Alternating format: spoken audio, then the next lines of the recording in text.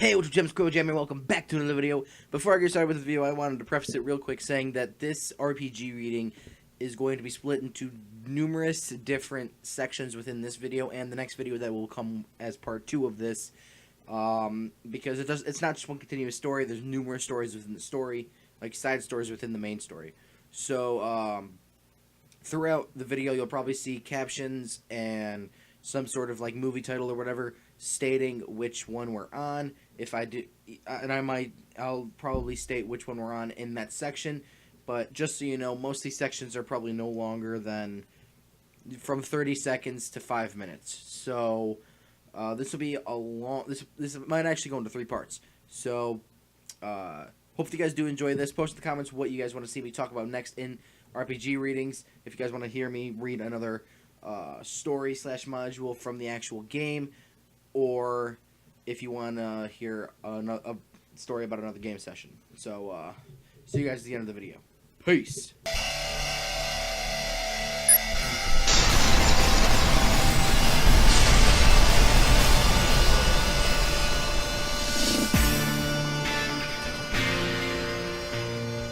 Hey, what's up, Jam? Good, Jam. Welcome back to another video. Today we're coming at you with an RPG reading, and this one is going to be the Veterans of the Apocalypse extension to Deadlands.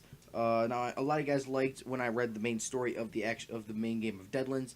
So, and some of you guys have asked me to do some, because some of you guys know what Deadlands is, and some personal friends might have asked me to do extensions of Deadlands.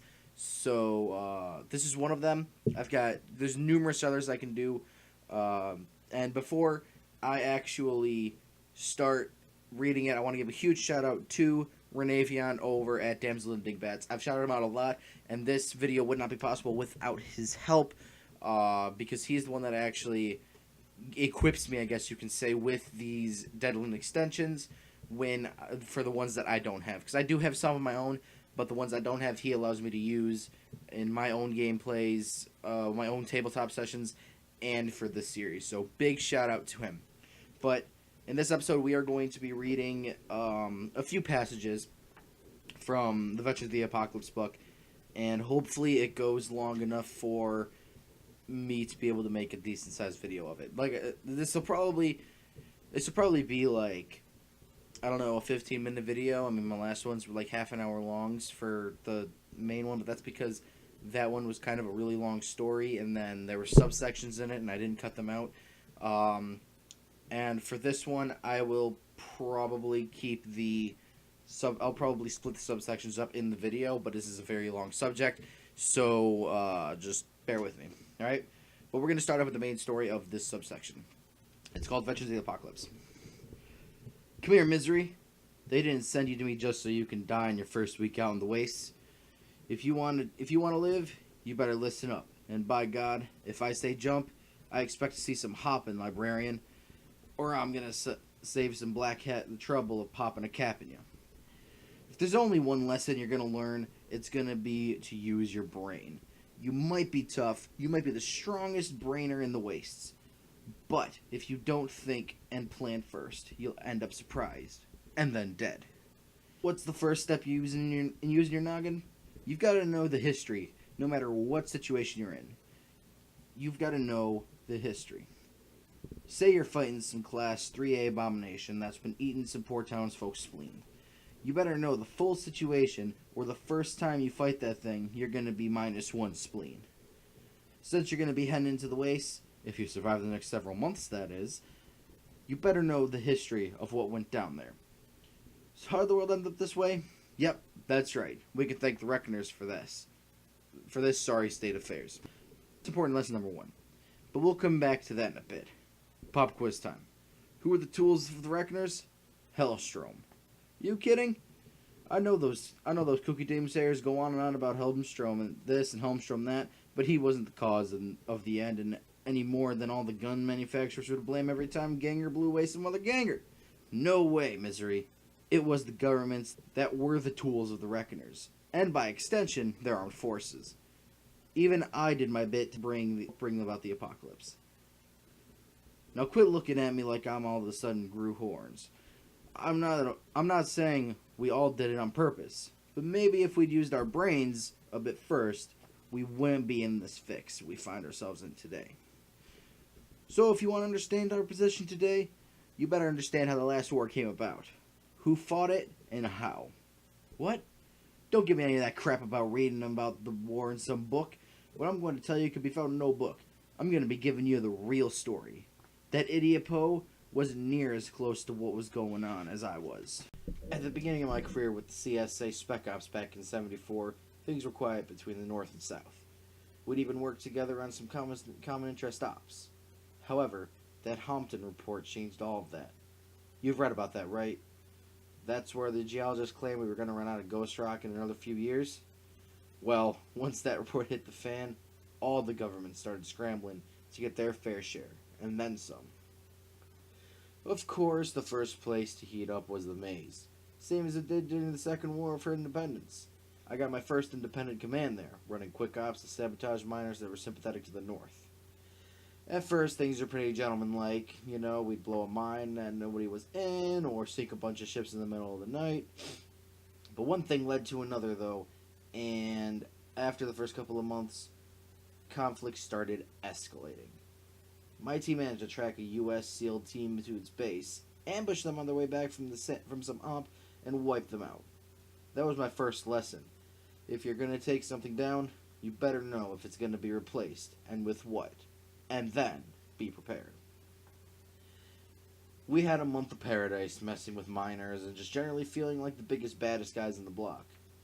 I made Lieutenant Colonel quicker than anyone had since the war between the states. I was 23. Then I almost lost my team to a pack of maze dragons. Yes, a pack. No, that's not normal. I found out a week later a new SEAL team had been dispatched and they had some agency help. Seems like some zoologist had figured out some way to control the dragons for a short time. Had corralled a bunch of them, let them loose, and when we were on our back for some R&R, so I requested a psyker platoon, and got them. I put a team of them infiltrating an underwater croaker settlement. After a week of preparation, we managed to get them riled up and pointed in the general direction of the new U.S. area of operations. Then we pulled the trigger. The croakers and Shreks ran amok in the base and almost took out a nearby civilian settlement. During the confusion of their attack, we managed to capture the zoologist and split pretty quickly before the croakers turned on us, too. All told, 273 civilians died that day. Of course, that op was a little too high profile, so some of my superiors got their panties all in a bunch. I turned over the zoologist to the Rangers and agreed to be their muscle instead of operating more or less on my own like I had been. Things were pretty quiet for a while, but it wasn't too long before the game started again. They let a bunch of feminies loose among our miners. So we'd sneak a couple skinwalkers into the local government. They'd spike some poor town's food shipment with some LSD, and then we'd frame the agency for an attack on the officials of Los Angeles, and eye for an eye and all that. Except we weren't just getting some payback. Every new op we planned had on the one that preceded it. Pretty soon civilians were jumping at their shadows, and Epitei got involved with its crazy stories, and it got so it was tough to find miners who would work even at double what they used to get paid. In spite of the Ghost Rock coming back from far away, the temporary slump in Ghost Rock production caused the price to go through the roof and triggered a worldwide recession just before the war began. Me and the boys used to laugh at the Epitei. The reporter assigned to the maze had latched onto some fake psychic who said all these attacks, though they were all unsubstained, were the work of some evil force that was out to cause the end of the world. It's pretty ironic, though. When I think back, the psychic was more right than he could have possibly known. So there we were, having a good old time, shooting and looting, causing as much trouble for the North as we could. Then the Mexicans invaded. Who would have thought it? The Mexicans! Sheesh! They pulled off the surprise attack of all time and showed more skill and organization than they ever had before. First, Sincarm West, that's the Commander-in-Chief Army West, thought the Mexicans would break and run pretty quickly. So he didn't send an overwhelming force. Another important lesson. The Mexicans hung in there, though, showing more spine than ever before. Before we could stop them, they proceeded to sack Phoenix. That caused some changes. General Harlow was put in charge and drove them into the sea. We even captured their officer in charge, General Ramirez. Of course, we knew the whole time the North was helping the Mexicans some, but once we interrogated Ramirez, we found out they were in the Mexicans up to their elbows. So the CSA thought it would only be fair that the North secede control of its part of the maze and take reparations for their involvement. Unfortunately, the North didn't see it that way. One thing led to another, and pretty soon it was World War III. The CSA suffered about 12,000 casualties during the Mexican invasion, in addition to around 58,000 civilian deaths. That was enough to get us riled up and get some of our best troops and some valuable combat experience. We even invaded the North. It was like a knife through butter, and it looked like they would capitulate. Unfortunately, they could afford to lose the men they lost in the first battles, and were happy to settle into a war of attrition. Those first 6 months of war were the worst. Everybody was pretty fresh, and it seemed like both sides were eager to let loose of all their secret weapons and tactics. Divisions of hover tanks would clash outside major cities, and orbital drop pods would drop entire airborne brigades anywhere some pencil-pushing analyst decided it would do some good. It was almost like the whole world had been dying to use all of its weapons of war, and most governments did, flinging their best around with abandon. And then it really began to set in. Probably something like 5% of the world's population died in those first 6 months. If you were in the frontline unit, you could count yourself extremely lucky if you lived past those first few months. Can you imagine being on a battlefield in your tank, APC, or whatever, and looking at seeing thousands of enemy tanks, all hell bent on blowing you up? Throw in that the Warwalkers, the thousands of missiles and artillery shells landing all around, the orbital laser shots hitting any exposed troop concentrations, and even your panicked friends just shooting at anything that moves. And you might get some idea of what it was like being there in the beginning. I ran some ops on the flanks in a couple of those battles, and man, I'm surprised anyone lived through it. I expect that's the truth for both sides. If you were tough and smart enough to be on the Special Forces, you had more control over your destiny than you would if you were one of the million faceless grunts slugging it out in Kansas. If you were good enough to be in one of the elite units, you could at least be sure you had the supplies you needed. Due to breakdowns in logistics, some of the frontline divisions were reduced to scavenging for parts, weapons, and ammunition. Once that happened, those poor troops could kiss their butts goodbye. As the war dragged on, most of the good units had been decimated several times over, new recruits were thrown in with minimal training. The USA had a 3-year limit on its mandatory service, but that got extended to 3 years and 6 months, then 4 years, and then it changed the duration of the conflict. Both USA and CS troopers were still technically on duty and required to report to the nearest HQ for orders. We had it as bad too. Not to mention the Mexicans, the Germans, and the British, the French, and pretty much everyone else. Resupply became more and more of an issue as stores were used up and cities that produced them were pounded to rubble. And that's when the units like Special Forces, SEAL teams, and other veteran and well-trained units really came into their own. A small Psyker unit could, with a little imagination, render a brigade ineffective. For that matter, anyone who had been in the armed forces since the beginning of the war was one smart, tough, and lucky SOB. There were just darn few of them. After a year of fighting, I think all of us were ready for a break. There wasn't a family in the world that hadn't lost somebody in the war or battle someplace. Those were the lucky ones. The unlucky families didn't exist anymore. I had made full bird colonel during the mess. I was still committed to the Southern cause, but even if I hadn't gotten pretty tired of the whole thing, all of our dirty tricks continued during the war. I even ran a series of ops up to Washington, D.C., where I let loose a bunch of skinwalkers the Rangers had convinced to go after the Pentagon. Shortly my promotion, I took a few weeks of leave during the lull in the fighting. During my time off, I began to realize that messing around with that kind of evil was probably a mistake. So I took my leave of the family and headed back to Richmond to try and convince my superiors that there had to be a better way to fight the war. Then Air Force One disappeared. Just to set the record straight here, if anyone would have gotten that up, it would have been me. I didn't, so the CSA had nothing to do with it. Tremaine had been fairly reasonable for a Yankee, but a bomb Andy was a nutcase. It wasn't even in our interest to kill her. In any case, her disappearance shot the chances of any peace all to hell, and things just degenerated from there. I swear, I think Andy wanted the end of the world. It became pretty clear that that was where he was headed, so I didn't get a nod to force him to take a very long dirt nap. Yeah, the Confederacy had never targeted enemy head of states before, but I convinced the guys in charge that that was the only way.